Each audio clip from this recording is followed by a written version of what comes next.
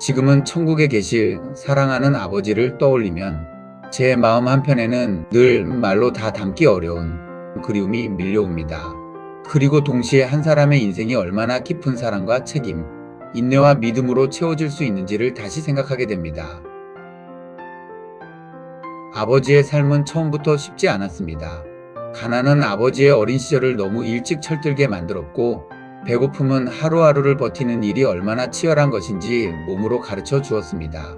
어린 나이부터 고기를 잡고 나무를 하고 장작을 패고 품삯을 벌어야 했던 시간들, 학교에 가는 날이 오히려 잠시 쉬어가는 날처럼 느껴질 만큼 아버지의 삶은 늘 고단한 노동과 함께였습니다.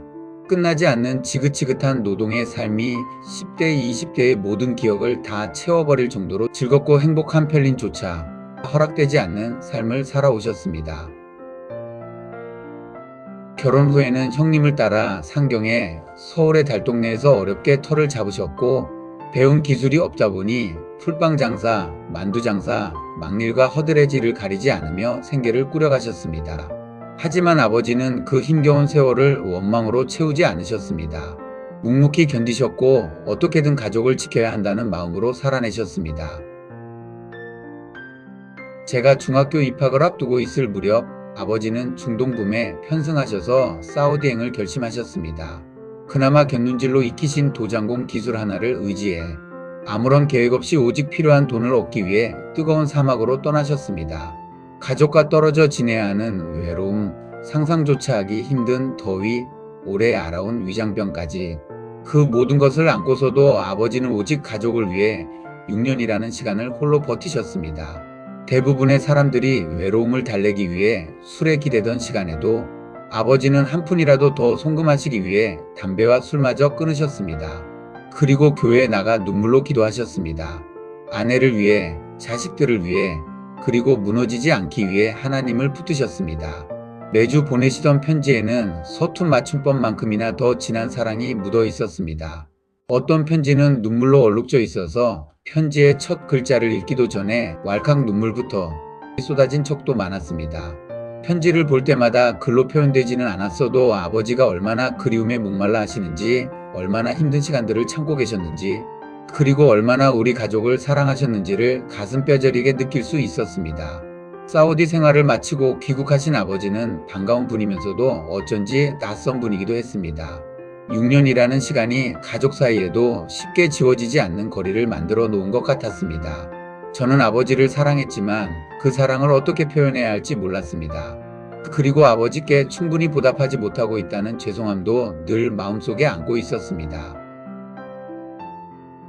대학교 입학식 날 아버지는 제 손을 꼭 잡고 말씀하셨습니다. 준호야, 가장을 대신해 잘해줘서 너무 고맙다.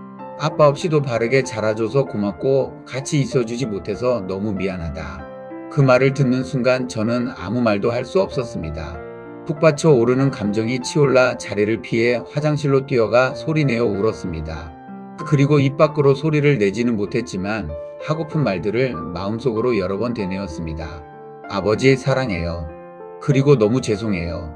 아버지를 사랑하는 마음이야 당연한 것이어도 죄송한 마음이 가득했던 것은 감사하다는 말 한마디조차도 입 밖으로 내지 못하고 있는 내 모습을 포함해 아버지께서 원하시는 대학에 들어가지 못한 부끄러운 맘 때문이었습니다.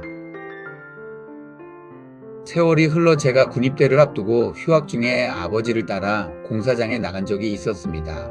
목동 신시가지 아파트 공사장이었고 극한의 겨울 중심인 1월 중순쯤이었습니다. 손이 에일 듯한 칼끝 같은 겨울바람 속에서 아파트 외벽 보수 일을 하며 저는 비로소 아버지의 삶이 얼마나 고단했는지를 몸으로 느낄 수 있었습니다.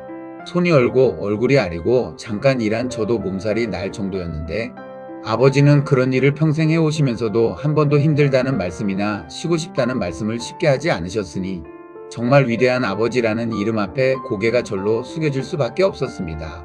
공사장에서 아버지는 오히려 당신보다 늘 자식 걱정이 먼저였습니다.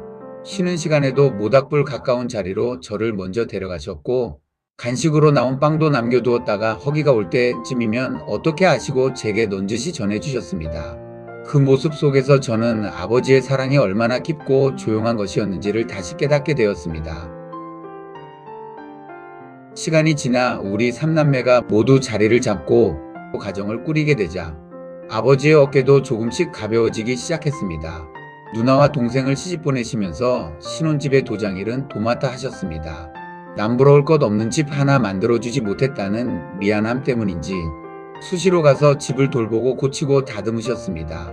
몇 해 후 나도 결혼해서 부모님 집 옥탑방에 신혼살림을 차렸고 작은 옥탑방이었지만 곳곳에는 아버지의 정성 어린 손때로 인해 어느 아파트 하나 부러울 것 없었습니다. 손주들이 태어나자 아버지는 세상에서 가장 따뜻한 할아버지가 되셨습니다. 명절뿐 아니라 손주들 생일까지 챙기시며 한 번도 빠짐없이 사랑을 전하셨고 새벽마다 손주들을 위해 눈물로 기도하셨습니다. 아버지의 노년은 온전히 믿음의 시간이었습니다. 교회 봉사와 전도는 아버지 삶의 기쁨이었고 예배를 단 한 번도 가볍게 여기지 않으셨습니다. 새해가 되면 1년치 헌금을 새 돈으로 바꾸어 미리 정성껏 준비해 두셨고 보이지 않는 눈과 불편한 손으로도 성경을 필사하셨습니다. 아버지는 자신의 삶이 여기까지 온 것이 전적으로 하나님의 은혜라고 믿으셨고 그 은혜를 몸으로 살아내고자 하셨습니다. 무엇보다 아버지는 어머니를 참 많이 사랑하셨습니다.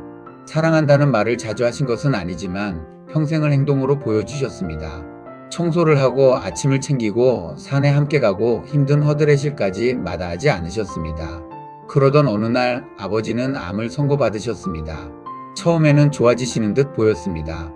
하지만 항암이 거듭될수록 체력은 급격히 약해지셨고 여러 합병증이 함께 찾아왔습니다. 그때부터 아버지는 자신의 죽음보다 남겨질 가족들을 더 염려하셨던 것 같습니다. 특히 돌아가시기 직전까지도 정작 당신보다 어머니를 더 걱정하셨습니다. 혼자 남겨질 아내가 길을 헤매지는 않을지, 새벽 예배를 혼자 가며 울지는 않을지, 무거운 것을 누가 들어줄지, 아침은 누가 챙겨줄지. 아버지는 마지막 순간까지도 사랑으로 어머니를 붙들고 계셨습니다. 특별한 유언을 남기시지는 않으셨지만 아버지는 당신의 생애 전체로 우리에게 말씀하셨습니다. 서로 사랑하며 살아라. 하나님의 은혜 안에서 떠나지 말아라. 아버지는 봄꽃이 피던 춘 3월 우리 곁을 떠나셨습니다. 이제 올해로 꼭 10년이 되어갑니다. 몸은 우리 곁에 계시지 않지만 아버지는 여전히 향기로 남아 우리를 붙들어 주십니다.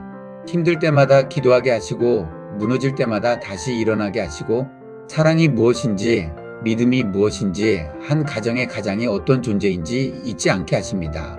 지금 이 순간 천국에 계실 아버지께 꼭 드리고 싶은 말이 있습니다. 아버지, 당신이 제 아버지여서 저는 참 행복했습니다. 당신이 우리 가정의 가장이었기에 우리 가족은 늘 든든했습니다.